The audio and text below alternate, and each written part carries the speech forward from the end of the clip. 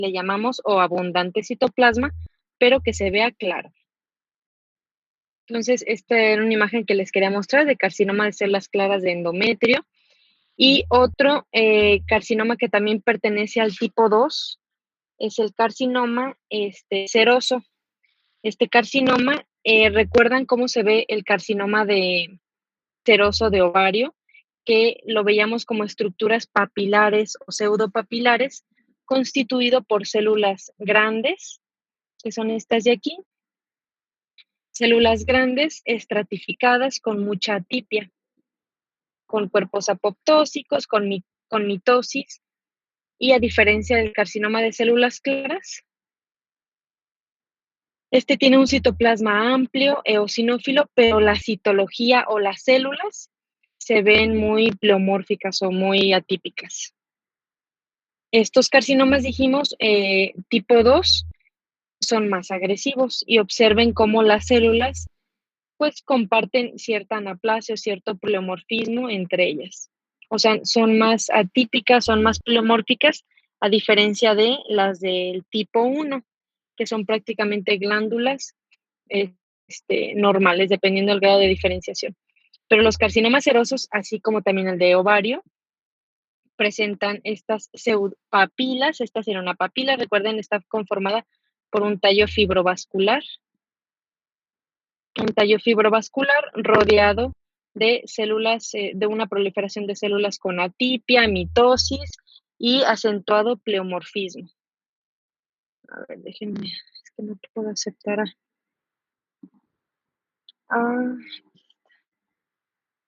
Espérenme.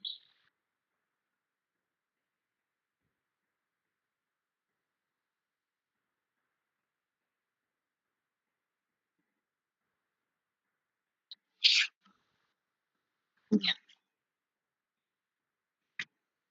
Ok, entonces este es el carcinoma seroso de endometrio, que dijimos que pertenecía al tipo 2 junto con el de células claras, y este se observa pues en pacientes más jóvenes y se presenta de una forma más agresiva.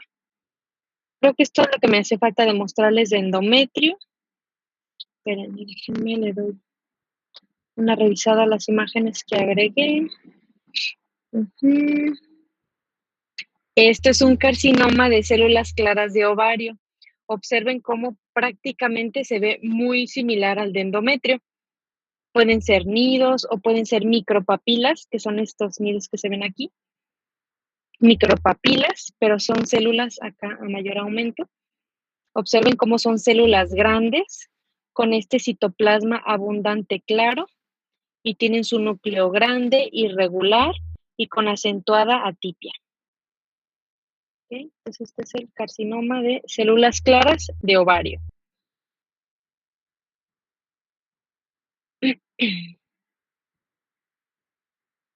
Ok, esto creo que sí lo vimos, todo esto. Y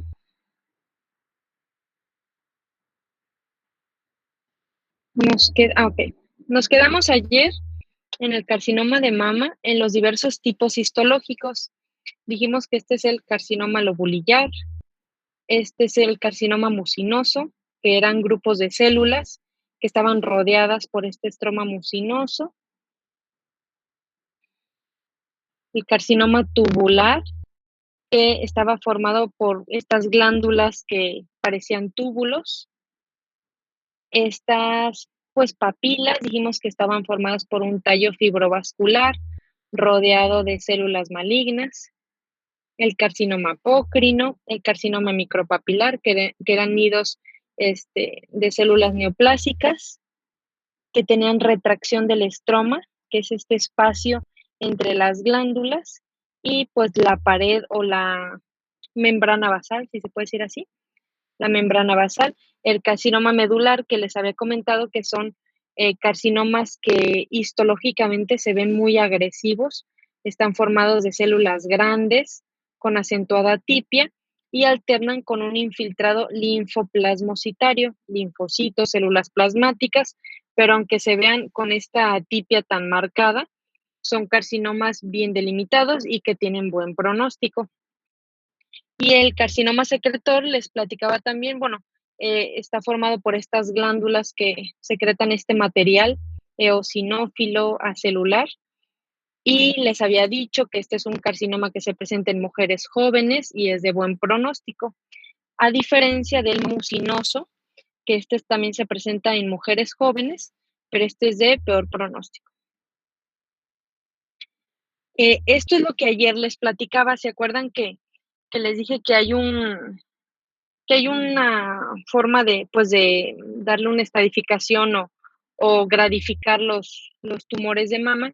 ¿Se acuerdan que les platiqué que una era de acuerdo al estirpe molecular o la forma molecular, que son dependiendo si son positivos o no para estrógenos, progesterona, para HER2, dependiendo el KI67? Y otra forma era dependiendo qué tantos túbulos o glándulas forman. Ay, espérenme. Ay, qué tantas glándulas o túbulos forman, que es este. El grado 1 es si forman más de 75% de los túbulos. El grado 2 es si forman del 10 al 75. Y el grado 3 es que forman, bueno, más bien el punto 3. Dijimos que es el puntaje que le damos.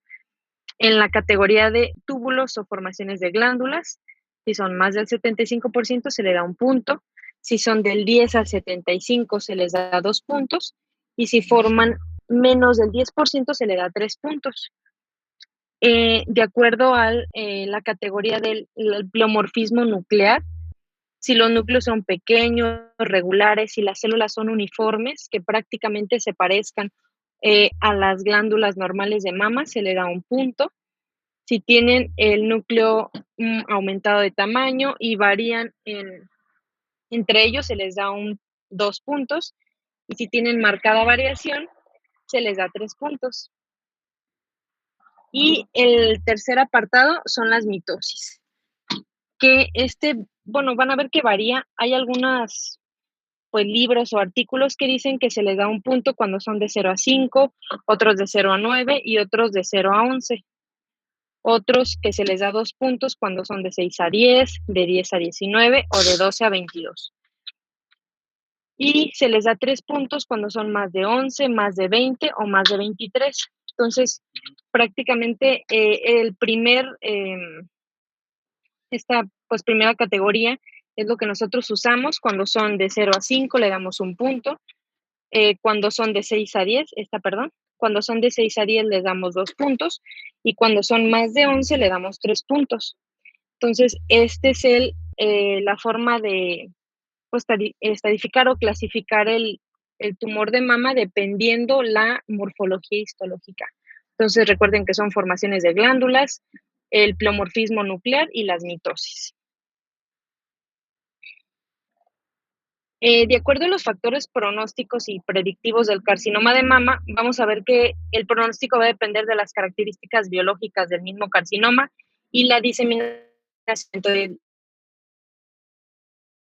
un carcinoma de una paciente que esté localizado, que no tenga metástasis en ganglio centinela, a una paciente que ya tiene un tumor más de 5 centímetros, que ya tiene metástasis en ganglios regionales o incluso metástasis a distancia. Ver obviamente si es un carcinoma in situ versus un carcinoma invasor, las metástasis a distancia. Esto pues obviamente le va a conferir siempre un mal pronóstico a la paciente, y metástasis en ganglios linfáticos. Pues estadio o esta categoría es el factor pronóstico más importante del carcinoma en ausencia de metástasis a distancia. ¿Qué quiere decir? Que siempre, por ejemplo, lo que les platicaba de cuando se le hace una cirugía o una resección a una paciente que tiene un tumor de mama, al momento, a diferencia de antes, que se les hacían mastectomías radicales en tumores pequeños de 1 o 2 centímetros. ¿Está Cristina? ¿Ya la acepté? Ok. Antes se les hacía resecciones, pues, radicales o resecciones de toda la mama en pacientes que tenían tumores pequeños, y actualmente pues ya son resecciones locales, se les hacen cuadrantectomías o se les extirpa, se le hacen biopsias excisionales pues, del tumor a la paciente sin necesidad de quitarle todo el tejido mamario, pero siempre, en todos los casos, se tienen que evaluar los ganglios linfáticos. Ahora les voy a preguntar algo, esto a ver si se acuerdan o si no andan dormidos. Se tienen que evaluar los ganglios linfáticos en en carcinomas in situ e invasores o solamente en uno u otro. O sea, ¿se tienen que evaluar en los dos? Solo en un invasor, ¿no? Exacto. ¿Por qué? Porque Porque, el in situ, no, dale, Tony. bueno, yo creo que el in situ es como un de primer grado y no hace como todavía metástasis o no está tan propagado, pero no sé. ¿Tienes la idea? Sí, porque todavía está contenido dentro de la membrana basal, dentro de los conductos, el in situ. Entonces, un carcinoma que está dentro de la membrana basal, pues no hay forma de que sea invasor, ni mucho menos de metástasis a distancia o en metástasis locales. Entonces, todos los carcinomas in situ, pues no pueden dar metástasis porque están contenidos dentro de la membrana basal. Una vez que se rompe esta membrana, que se pierden las células mioepiteliales, ahora sí, ya se considera un carcinoma invasor y en todos los casos de carcinoma invasor siempre se tienen que evaluar los ganglios linfáticos. En este caso, el primer ganglio de la región linfática, que es el que da metástasis. Al principio, ¿cómo se llama este ganglio? Centinela. Muy bien, el ganglio centinela. Entonces, las metástasis en los ganglios linfáticos siempre va a ser el factor pronóstico en carcinomas de mama invasores. Aparte pues de las metástasis, ahorita les voy a decir el estadio patológico, pero depende del tamaño del tumor, va a depender de la enfermedad localmente avanzada, va a depender si es un carcinoma inflamatorio. Los carcinomas inflamatorios por el simple, bueno, entran en una categoría que son agresivos por sí solos, porque son carcinomas que infiltran o invaden epidermis y dermis y llegan a ulcerar la piel de la mama. Entonces, estos carcinomas son agresivos pues de primera instancia o se consideran como un grupo aparte, independientemente, bueno, sí se considera el tamaño del tumor, sí se considera el grado histológico, con esto que ya vimos, con las glándulas, con el pleomorfismo nuclear, con las mitosis, pero por el simple hecho de estar infiltrando la piel de la mama y pues ulcerándola, se consideran de peor pronóstico. La invasión linfovascular. ¿Por qué la invasión linfovascular? Porque ya vimos que es una vía de diseminación de las células neoplásicas a través de los vasos linfáticos y de los vasos sanguíneos. Entonces, todo esto le va a conferir peor pronóstico a la paciente. La malignidad histológica, entre más puntaje tenga, va a ser un grado histológico mayor. La tasa de proliferación, qué tan elevado está el KI67, que era parte, dijimos, de la categoría de clasificación molecular de los carcinomas. Si son positivos a receptores de estrógeno y progesterona, también por lo mismo. Los carcinomas que están en el grupo de los luminales A y B siempre van a tener un mejor pronóstico. Y la expresión de HER2 por el tratamiento que les decía. Esta es, esta es la estadificación que nosotros debemos de hacer en todos los carcinomas de mama. A diferencia, recuerden de cómo hacíamos la estadificación en los carcinomas de endometrio, que ahí tenemos que considerar la invasión a miometrio, si es más del 50% o menos del 50%. El ovario también, recuerden que ahí valorábamos la cápsula, si le está rompiendo y si está infiltrando órganos pélvicos. Aquí pues puede ser un tumor que esté infiltrando la mama, pero aquí vamos a considerar el tamaño. Entonces, pues el estadio 0 va a ser el carcinoma ductal in situ. El estadio 1 va a ser carcinomas invasores que miden menos de 2 centímetros. El estadio 2 va a ser tumores de 2 a 5 centímetros y el estadio 3 va a ser un carcinoma que que sea mayor de 5 centímetros. Y el estadio 4, como les había comentado, en la mayoría o en casi todos los carcinomas van a ser carcinomas invasores de cualquier tamaño que ya estén dando metástasis a distancia. Siempre para hacer la estadificación de cualquier carcinoma o tumor maligno, vamos a considerar la T, la N, que es, bueno, es el apartado de ganglios linfáticos, que siempre vamos a describir si hay metástasis, y dependiendo del número de ganglios, va a ser pues la clasificación que le vamos a dar, si hay de 1 a 3 ganglios, si hay más de 3, si hay más de 4, o si hay ganglios a distancia.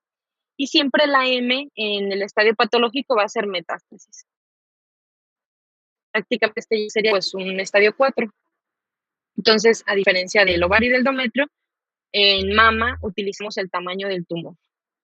Entonces, vean cómo dependiendo el órgano, va a ser una diferente clasificación.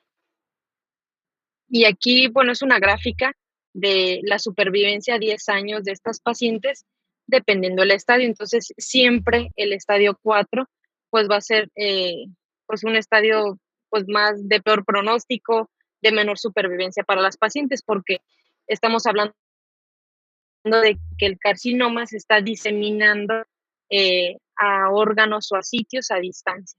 Entonces, siempre va a ser un peor pronóstico a 10 años. ¿Dudas del carcinoma de mama?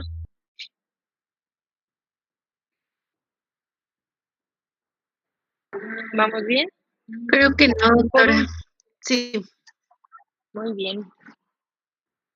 Último, vamos a ver los tumores del estroma. Todos los que hablamos ahorita pues serán tumores benignos y malignos epiteliales, pero en la mama pues como en cualquier órgano, no solamente se compone de, pues, de la parte epitelial, sino también de la parte mesenquimal o estroma. Dentro de los tumores del estroma, el tumor benigno más común es el fibroadenoma. Es el tumor benigno más frecuente de la mama. La mayoría aparecen en mujeres de la tercera o cuarta década de la vida. A menudo son múltiples y bilaterales y se constituye por un componente epitelial y estromal. Por el simple hecho de contener componente estromal, ya pues se incluye en esta categoría. Lo mismo que les he mostrado, pues siempre en estos tumores o en cualquier lesión de la mama, tenemos que hacer una mamografía, y estas lesiones son lesiones bien delimitadas, a diferencia de las lesiones malignas o del carcinoma, que son lesiones que tienen los bordes irregulares, espiculados.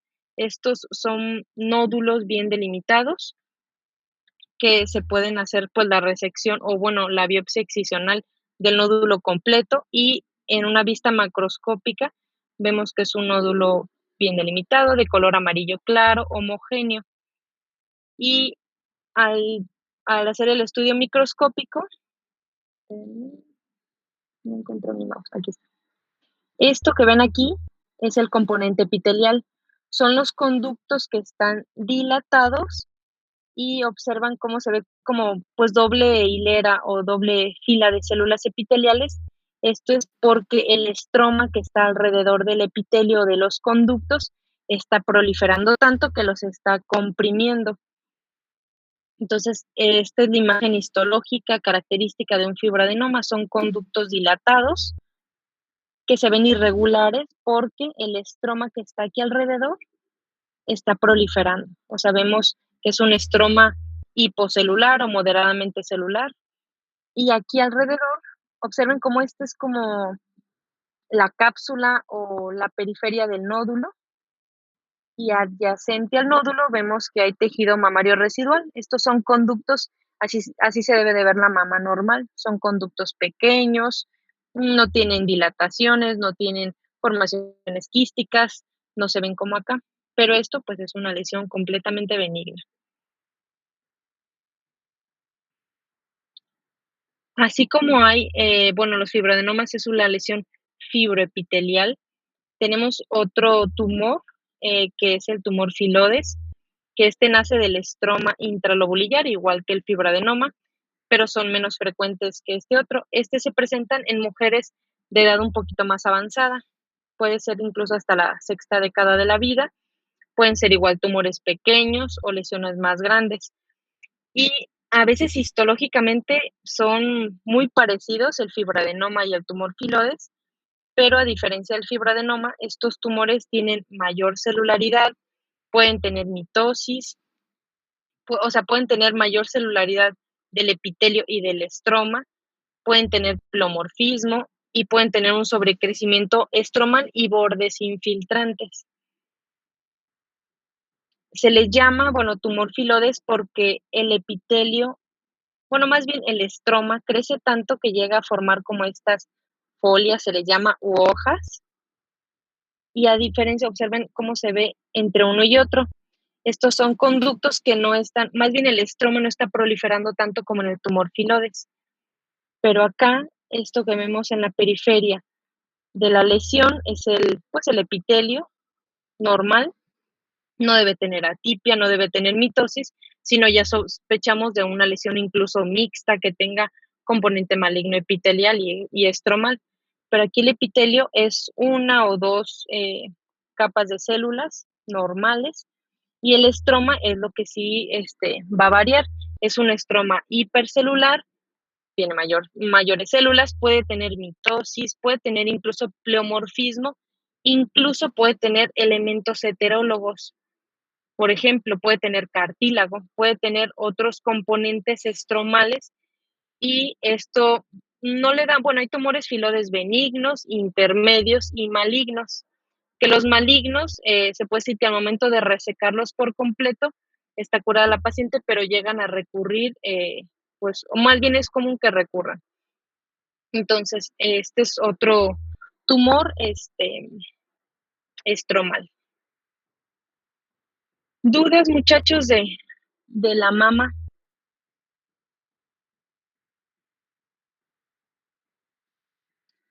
No, doctora. Bien, doctora, gracias. Ok, entonces, muchachos, es que se me está acabando la pila. Les voy a mandar, más bien voy a subir espérenme. Más bien voy a empezar a mostrarles la práctica y así como le hemos hecho en ocasiones anteriores, ya sea por correo, ya sea en una hoja de su cuaderno, ya sea en un blog de notas, en donde quieran, van a ir anotando sus respuestas y me las van a enviar por correo y va a ser esa su asistencia del día de hoy. Son 20 preguntas. Ustedes me dicen cuando estén listos.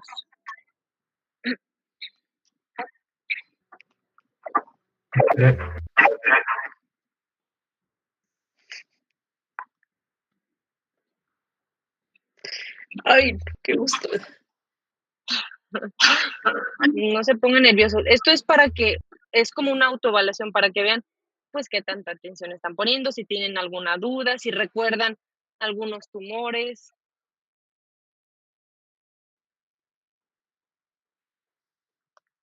Es para ver cómo vamos, pero no se me estresen.